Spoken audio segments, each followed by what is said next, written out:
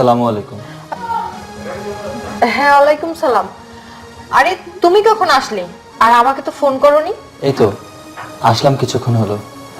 কিন্তু তুমি কোথায় গিয়েছিলে? আমি একটু বাইরে গিয়েছিলাম, আমার একটু কাজ ছিল, কাজটা শেষ করে পরেই বাসায় আসলাম। বাইরে গিয়েছো ভালো কথা, কিন্তু তোমার পরনে এসব কি পোশাক? আচ্ছা, আমি কি এমন পড়েছি? আমি যেটা পড়েছি এটা তো সুন্দর লাগতেছে, ভালো লাগতেছে, আর আমাকে তো খারাপ লাগতেছে না, তাই না? স্মার্ট লাগছে যথেষ্ট পরিমাণ আমাকে। ছি ছি ছি, তুমি আমার স্ত্রী হয়ে এসব কি কথা বলছো? এসব কি বেহায়াপনা কথা বলছো? একজন স্ত্রীলোক থাকবে পর্দাশীল, সে পর্দা করবে। আর তুমি কি না এসব কি ছোটখাটো পোশাক পরে বাইরে গিয়েছো? এতে কি আমাদের মান সম্মান থাকবে? এই যে তুমি চলে এসেছো, এখন আমাকে অনেক জ্ঞান দিবে। আচ্ছা, তোমার কি মনে হয় আমি কি বোকা, বেকুব, আমি কিছু বুঝি না?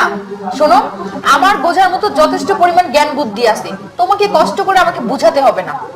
দেখো, তুমি আমার স্ত্রী, আমি তোমার স্বামী। আর একজন স্বামী তার স্ত্রীকে সবসময় ভালো উপদেশ দিয়ে থাকে।